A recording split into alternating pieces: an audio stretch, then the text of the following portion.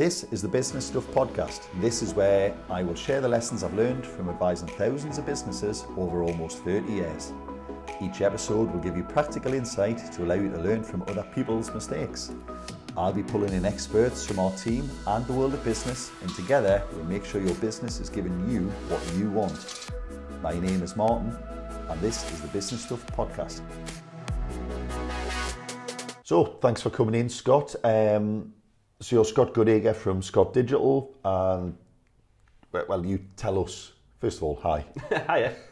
So what do you do? Why do you think you're here today? Well, we're here to leverage social media, get the most from social media. Why are you here for that? Yeah, I mean, for the last kind of 15, 16 years, I've been working in digital. Started as a journalist and kind of went into some web development, bits of teaching on top of that. For the last 2.5 years, really, been working for myself, working with a variety of businesses across the world, to be honest with you as well. So I get about a little bit, helping them make the most of the social media, helping them make the most of their online presence, essentially have a business, sell stuff online, and especially during the lockdown, it's been kind of really important for people to figure out how the world and the internet can work to help them kind of grow a business. Yeah, I mean, we've got some talking points there, but you've just led me off on. I'm now just thinking worldwide. I suppose that's probably one of the first things to realise here is anything you post is visible everywhere. But you can also then target, we're not here to talk about, say, Facebook ads, for instance, but, when we're talking about the spread here, let's just assume that one of the things we know is where the people are who you want to get. Yeah. Because if you're selling something that doesn't ship and can't really move, it doesn't matter if you're reaching people in Ghana. If you're a house builder, you're not trying to reach Ghana, are you? Unless you're in Ghana. So, we've got that interesting dimension. We've also got the shift during lockdown that happened. Did you see then a massive uplift in people kind of going, well, people aren't walking past the shop front anymore. What do I do? Absolutely. One of my clients that I'm still kind of working with now, it's a bistro in Aberdeen.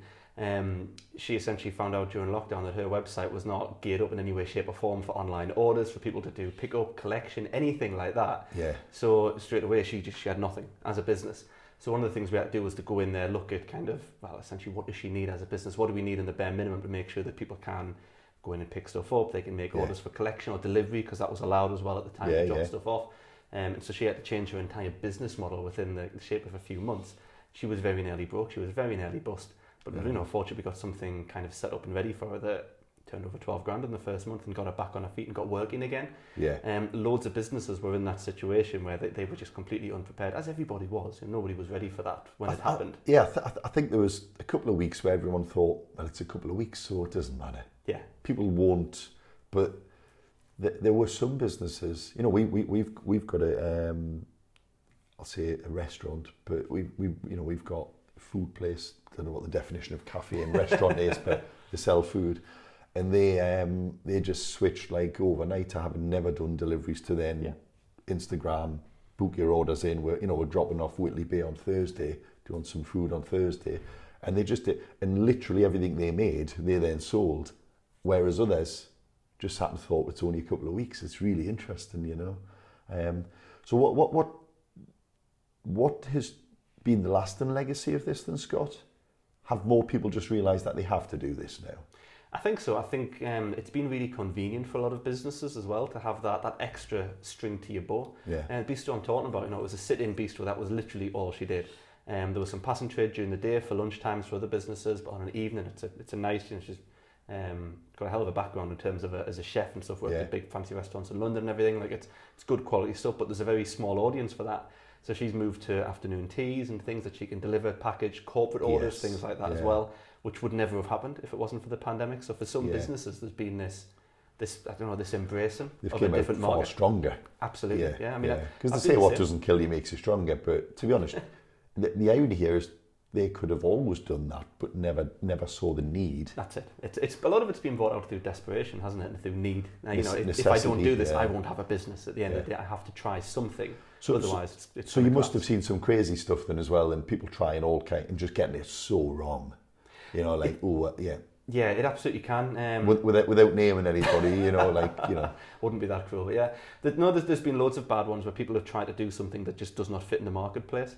I know it's something that we've mentioned in my talk about and stuff, but your product has to work in this environment as well. You can't just go, all right, we're just going to do everything but online, because some things it doesn't lend itself to that. Yeah. The food you can get away with, delivery and collection with a 20-mile radius. I had to learn about kind of how Google Maps integrated to work out delivery times and costs and things, but I got around it and got sorted with it. But there's businesses where moving online just does not work. It online for some is their primary marketplace, depending on the service. If you're selling an ebook, well, anyone can download anywhere and they don't need to see it.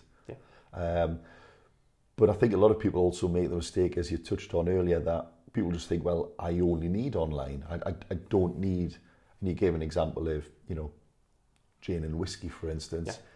People will want to taste it.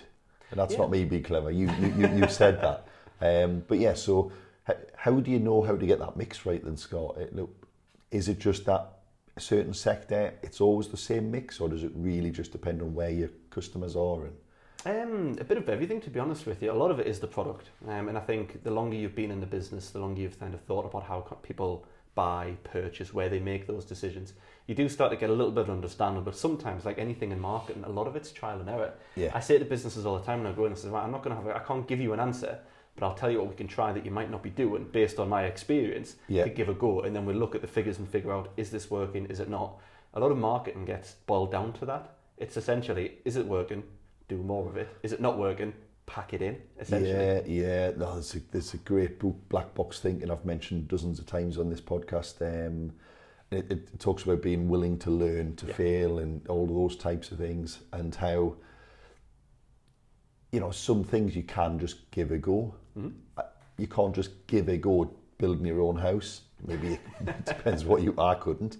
But the good thing about digital is, I know it lasts forever and everyone's seen it, but you can have a terrible campaign one week, next week just change it all entirely, and it works. No one's sitting going, oh, you got it wrong last week though, you idiots. There's relatively low cost ways to try these things and low effort ways to try, isn't there? It doesn't have to be like you haven't got to waste $100,000 on the wrong advert. Yeah, you haven't put a big billboard or something somewhere and it's failed miserably. No, and that's it. I suppose it's organic social media where people think about that. A lot of businesses that come onto the training courses I do, or any of the coaching things that I get involved in, there's a lot of panic involved because they think that I've posted it to Facebook, and then they sit and cringe because they think that everybody can see it. So they have a bit of a mental barrier towards posting. So why's nobody bought me thing? Yeah, exactly. So they sit there and they post something, they cringe, you think, oh God, everyone saw that, and nothing's actually happened. And I have to point out to them that the last time I looked at these figures, around 5% of the people who follow a business on social media even see the things that they share and post. It's a really low percentage. Yeah. You've got 100 followers, 5 people will see it at most. Sometimes you can keep trying. And to buy it, they've got to have a need at that time as well, which is the other thing people don't always get, isn't it? Yeah, that's it. You can't. I'd be a millionaire if I knew how to post something on Facebook and get a purchase off the back of it. Yeah, but interestingly, there's a lot of like buy now, like 10 guaranteed ways to to retire in 4 days. It's like there's loads of these types of courses, isn't there? Do you think it's more simple than that? Do you think you've got to have a good product or service in the first place? Yeah, good marketing. And that's often overlooked, isn't it? Every time. You can market you can market something terrible, and you might get away with it for a bit, but it'll fail eventually. Yeah. If the product is bad, no amount of marketing can turn it into an overnight success. It cannot happen. There has to be, as you said before, there has to be a need, there has to be an audience. It has to be a decent product. Everything has to be aligned. In marketing, there's the 7 Ps that we start with from any kind of marketing thing. You've got product, price, place, promotion, people, physical evidence, and processes. Now do them in reverse. Oh God, can you imagine? I teach people to pass the exams in them as well. They're ingrained up here. But they're so fundamental to what marketing is. Promotion is one of them. Social media is one small part. If everything about it is terrible, if it arrives broken, it doesn't matter how good your marketing is. Either your process has failed and the physical evidence has been atrocious. So basically the first, I got when the iPhone came out, as soon as you pull the top of the lid and the box slowly drops out, but the packaging was just, you think, oh, that's it, they've got me for life now. I was selling them the day that they launched. I remember when they came out, I was working with one of the networks. Oh, that feels good. It's got nothing to do with the phone, but you're right, it has to be the whole thing. Yeah, they put a smell, they had them shrink wrap before they kind of started reducing the plastic. Every box, no matter how old that box is a slow reveal. Yeah. There's an anticipation about opening it. Yeah. They also were one of the big, the MacBooks that they sell. I think it was the early 2000s, they started switching the logo around, the other way around, so they took it another way. When you open them, you used to look at the logo used to look right to you, and now it looks right to the world. It demonstrates to the world what you're doing. And it's a little thing like that people don't think of, that you can demonstrate to the world that you're using this product and you're doing their advertising for them. Yeah. No, I mean, we're not here for product placement. No, of course not. Yeah. But so let's, of the 7 P's, one of them is promotion, as you rightly say there. And it's important, therefore, that you don't spend all of your time on promotion because you've got 6 other P's. Mm-hmm. We can put the link in here. We did a webinar on the 10 hats that business owners wear. Yeah. One of them is you're the marketer, but you're also the product designer. You're also the strategy guy, the finance guy. You're also the customer face and you might sales also be guy. packaging it and sending it out to them yourself. You're also everything. So you haven't got all day to do this. So how do people? Where do they start? How do they pick which platform? Mm. People are time starved. They're doing this. The old joke about I used to work 9 to 5. Now I work for myself, so I work 60 hours a week. Yeah, that is true of most business. Mm. How do they find the time to do this then?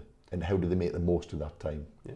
Scheduling is one of your friends. So tools like Buffer, Hootsuite, there's lots of them out there that you can get for free, or that you can pay $10 a month and get more access and more capacity for these things. They also have a lot of them built in. Before we right, what do you mean by scheduling? Scheduling, sorry, I would say. So for our uninitiated people. You can sit on a Monday morning and do a month's worth of social media activity. Yeah. You can set it up for times, dates, everything for the next couple of weeks. It's never plug and play. You can't just post it and forget about it and expect it to something to happen. Because events happen. Yeah, everything goes on. But you can at least try and make sure that you've got a block of time on a weekly, fortnightly, monthly basis, whatever. I know when I'm creating stuff for social media, I have to get into the mindset. I don't call it a zone, that sounds a little too pretentious, but you've got to be in the right frame of mind. Yeah. And once I've written one post, you think, right, okay, I need to write another one. And while you're in that flow, that zone, you've got to keep flows up with it. Flows are nice word, I know. But while you're in that flow, you've got to keep up with it. Yeah. So I think that sometimes scheduling works really well because you write one thing, you get the voice, you get the customer voice, you get ready, you do the next one, and you're getting better at it. You actually go back and look at the first 2 and you might change them.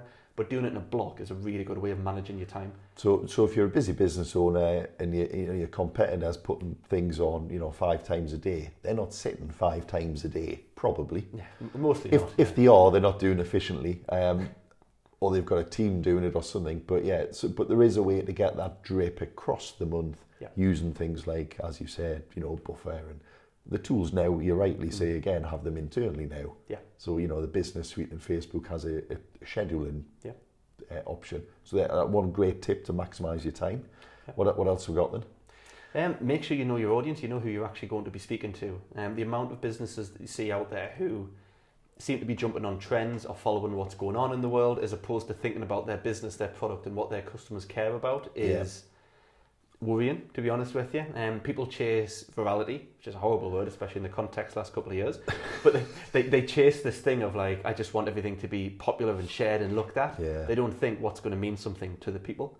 If you look at what's been going on over the last couple of weeks, obviously with the death of the Queen and stuff like that, some businesses and brands have jumped and piggybacked on that news. And you look at some of them and you think, you could have just said nothing. You didn't need. No one was sitting there waiting. What are Domino's saying about this? We must know what Domino's think about it. Yeah, it's like we're not picking on Domino's unless you were. I wasn't, but yeah. But others are available. You're right. Nobody needs to know what any takeaway pizza off. But on a less trivial note, doesn't mean they can't. No, absolutely. You shouldn't try and come up with something witty on the back of it. It doesn't always fit, does it? But on a less trivial matter, it was happening with Game of Thrones when that was on its last season. People were jumping on these things and posting. Businesses that have nothing to do with Game of Thrones, who have no crossover with their audience, were sharing things and memes around Game of Thrones and little bits of jokes. And you think, you're an insurance company. What link is this in any way, shape or form? Just so people can click like. To be fair, a lot of people died in Game of Thrones, so it could have been a critical illness or a life insurance. Pet insurance, couldn't it? I'm sure there was something there. Will writers, you can understand why they would get on it. Okay, then so and knowing your audience isn't just a social media thing anyway, is it? No. So all of the things you put into a business, you've got to know who you're doing it for. But it kind of feels like it's even more relevant here because all of a sudden you've got, certainly if it's a service or a product that can now go worldwide, you had, Gates at High Street, you had to catch the person who walked past it. You put the ad in the Chronicle, maybe, and a couple of other things. But you've now got worldwide shipping on certain things and, and e-services that can go anywhere. could that be a bit overwhelming then? So you've now got something where, hold on, I've now, I only serve 1% of Gateshead, but I've got 1% of the world now. Yeah. You've got to make sure that you're scaled up to deliver this service to all of your new customers as well, haven't you? You do, but you've got to start small. My best advice when it comes to marketing is I ask this question when I teach target audience and segmentation. I say to people, who are your audience? And you can guarantee that when I get apprentices in the room who are quite new to it, they'll go, well, they're so scared of excluding people. They say everyone.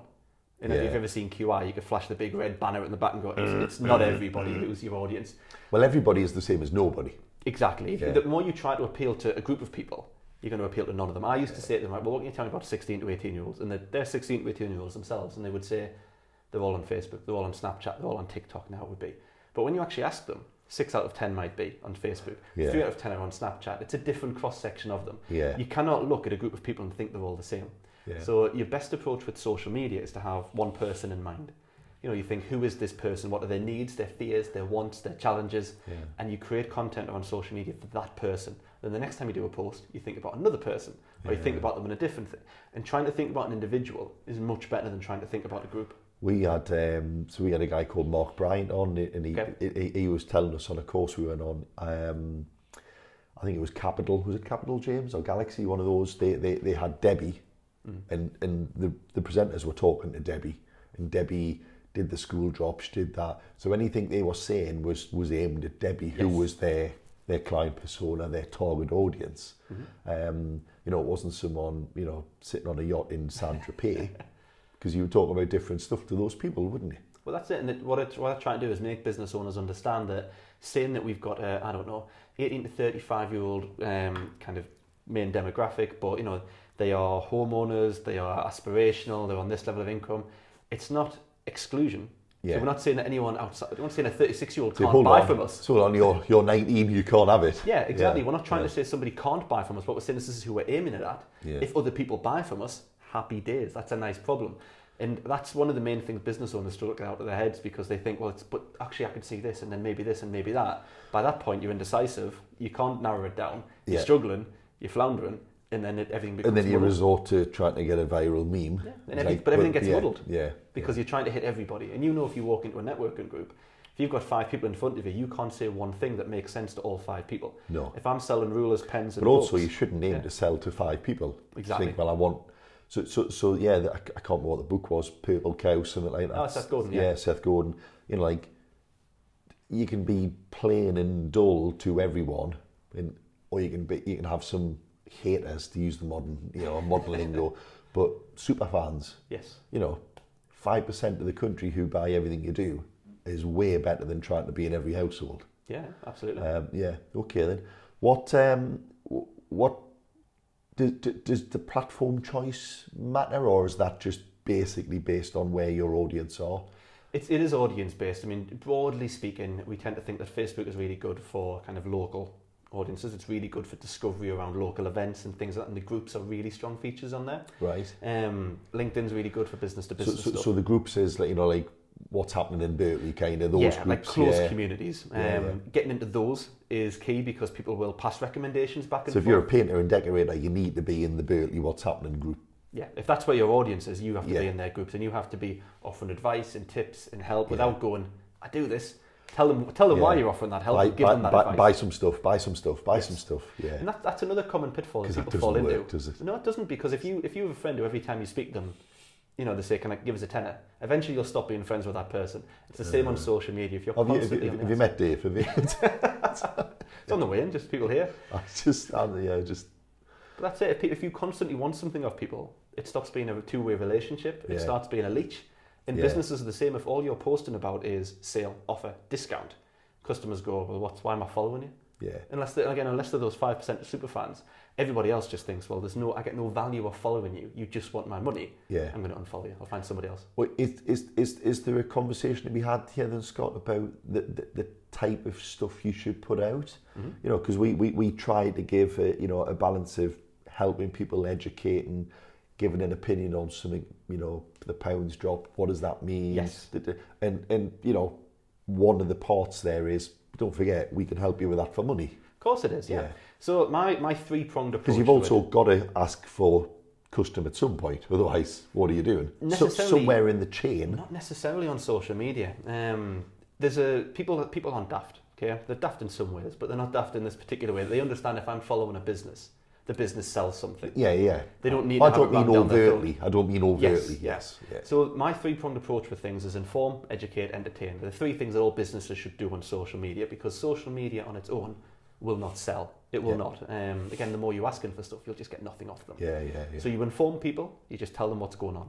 Okay, what am I up to? What are we doing? I know Robson Laidler shared a great thing that I use as an example actually now in courses of the B Corps certification that you got. Yeah. There's nothing in that says, give us your money. No, well, yeah. It's just, this is who we are and what we've won. We're proud of this. Yeah. And that was, I think when I looked back over 1 month, probably the most engaged post that month. But it was nothing about self-promotion. It was we've got this. Yeah, we learned a long time ago. So, we did a fitness class in the garden the other day. People like to see that. Like people, stories. Yeah, people like people. Mm-hmm. And I might derail the flow here then, but the danger is that we think, I got loads of likes, but you've got to be careful. It's not just, everyone's aunties and uncles and grannies. Or dogs, what most people do. Here's a dog in the office. Yeah. Because they're not, your customers aren't going to buy your product because you've got a dog in the office. Yeah. Great example. Yeah. So the inform is one part. Then the next one is educate, which you mentioned there. The pound's tanked. What do we do? How do we get through it? And it's back, by the way. Get in. The pound bounced. Brilliant. Yeah. But a lot of accountants actually do a very similar thing, which I think is really good. They'll publish information on Instagram and stuff that just gives people advice around what to do in this situation. Knowledge, experience. I do a lot of it. I try and post that kind of thing on LinkedIn where I don't say, do you know how to build websites? It's, do you know why PDFs are bad to put on your website? Just something they don't know to go, hang on, because that catches the attention more than a sales message. We're bombarded with these things every day. And the final one is just entertaining. Using a video or a graphic or an image just to back up what you're saying. It just brings it to life a bit. It isn't just some text. Because social media is, even though some people are on there like, I'm just on here for business, they still chuckle when they see the cat roll down the stairs or... They can do, yeah. But I'm not saying put a cat video in. Just, you've got to make sure that it doesn't feel like you've pulled them out of the thing they're doing for fun. Yes. And, here's one of Scott's videos, 30 seconds of work. So it's got to still feel like it fits with the tone, hasn't it? Informative and educational content entertaining by using videos. TikTok's been a really good example of doing that recently. And people are doing some great informative stuff on there and educational to say this is how something works. That's all it needs to be. Something people don't know already in a video, a before and after of what your product does is a nice thing to do that's entertaining, but also ticks the educational box as well because it says this is what it does and how it works. So what do you think people should do if they've literally got no idea, they've got no... Well, actually, here's a good example. Do you think it's possible to be a business that has no presence on social media these days? Absolutely, yeah. So it doesn't have to be everybody. No, it doesn't make the world turn, to be honest with you. It's really good in certain areas, but there are plenty of businesses out there. You drive down some of the trading estates that you get around Newcastle and Gateshead in the local area. Some of those businesses will be part of a supply chain, so they will have absolutely no public-facing social media account because they don't need one. Yeah. Their business is done, they'll supply, ball bearings for shutter doors, things like that. Yeah.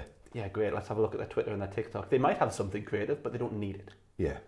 So because that's a common mistake as well, isn't it? Oh, if you're not on there, why aren't you on there? Yeah. So, but again, that's an audience question, isn't it? So you need your audience before you decide whether you're going to jump into these things. You have to think about how people purchase. And some, in those cases I've just mentioned around the trading estates and the industrial stuff that we've got around this area, some of those businesses, they've got long-standing connections with existing suppliers. You having a really good LinkedIn page is not going to change that relationship or that connection. Yeah. It might not hurt it, but you shouldn't probably spend loads of time on it. Yeah, exactly. It can be a boost and it's a good way of making connections, but actually you're more beneficial actually going to the trade shows and the events and being in front of people where they're making that decision and that purchase and choice. Because you want to meet the buyers of ball bearings from shutter companies, don't you? Not Joe who lives down the road. You need to meet the right people. Yeah. What we always ask people, Scott, what's the thing that everyone's getting wrong, or what's the thing that is just you see so often you think, why? If you could stop one thing from happening on the social media world, what would it be? It would definitely be people jumping on trends that are completely unrelated to their business. They're getting involved in stuff that's just pointless, quite frankly. Like their audience aren't interested in it, has no relevance or interest to their product. It's got nothing to do with what they're trying to do, and they're just going, okay. The Agatha Christie thing that was out, so the Vardy Rooney kind of thing that was going on. There were brands jumping on that and posting like just funny memes and gifs. Pretty Little Thing do it a lot. Again, I don't know if you're naming people, but they'll pick something and they'll go, what do you call this? Is it a bread roll or is it a bread bun? And every couple of months they'll just throw that out there for a bit of engagement, and you go, but and what, why, who, what? What's the point? Look, that is interesting, because also one of the important things about this as well is you can get 50,000 likes on something, but there is a quality to a like, and all likes are not equal. Mm-hmm. Is it that's a reasonable thing? 50,000 likes is fantastic. How many sales did you get? I'd rather get 10 likes and 5 sales than 50,000 likes and 1 sale. One is better for my business in kind of the long term, because I'm making customers and I'm getting in front of people, and another person has tried it, which is another person to pass on the word and recommend it to their friends and family, which is the best form of marketing you can possibly get. The more hands you get into, the better. And what is it the same as well, would you say, on all the platforms, that all likes are not the same on different platforms as well? Because some are more likely to get some kind of, if you come up with a funny thing on Insta Reels or TikTok, then that the people on there are generally looking for that kind of thing. Mm-hmm. Perhaps, I don't know. But you shouldn't be disappointed that the same video only got 30 views on LinkedIn. Because it's, you got to look at how long people have spent. If you've got a 2-minute video, did people watch 2 minutes, or did they watch a second and skip it? Or again, you've got to understand the metrics behind these things. Is what I'm trying to get at. In your example there, if you're saying you're posting the same video on 2 things and it does well on one and not on the other, that suggests that actually LinkedIn wouldn't be the place for that type of content. Actually, you should really differentiate your channels. You wouldn't go to a trade show and, I don't know, ride a unicycle. You'd go with your products to sell them. You go to something for a purpose, for a reason. Instagram has a different purpose to LinkedIn, has a different purpose to Facebook. They should all be treated individually. And again, if we go back to one of the things people do wrong, they'll get to 12 o'clock on Monday and they'll post the same thing across 7 social media channels at once. I've been there not long ago. I was just as a part. I don't know what. And they think, why has it not worked? Well, actually, because you've just bombarded, and on some channels that is not suitable. It's a different channel for a different purpose, for a different thing. And that's how you should look at them. They've got different audiences. They need different things. They need feeding in different ways. And I know a lot of your customers will be your SME, then, and often you're talking to this either the owner or the senior leadership team. But as you get into the larger end of the small business market, do you think this is like a firm-wide thing or a business-wide thing, or can it just be one person who, well, I am the voice of the business, so it's just me? Is there something to think about there, do you think, or not? I always think that when you work in marketing, you should be connected to as much of a business as possible. I say this to all the apprentices I get who've gone in sometimes for the first job, and I say, you cannot make too many friends in marketing. Because I used to work in housing, and knowing what kind of tenant officers and people were doing on the floor and the good stories and what they knew was content for us to use to, for brand awareness, for our voice. When I used to work in a college, I was head of marketing for a college with 2,500 students, 250 members of staff. I had to know every head of department, because if there's a good news story in that department, I needed to know about it. And you needed to know who was going to be the picture in the I need them to know that they could pass that to me to be tracked with, so that, because I can't be everywhere. So you have to know that in marketing, I think, and you can't, if you're saying you're taking for a bigger business, you still need to know every single person, I think, or most people within there, so that they can at least pass something to you. What I always like people to do is to mention a half story. Oh, this happened.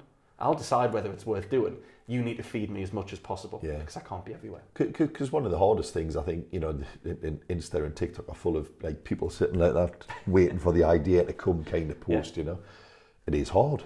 Mm-hmm. It is hard. But it's definitely easier if people tell you what's going on, isn't it? Yeah. I used to see it because my degree was journalism when I started. I always wanted to be a writer, so everything I wanted to do. And I think it's those traits that I've used in marketing a lot to know that where's the story, what will work, what will people want to see and hear. Yeah. Excellent.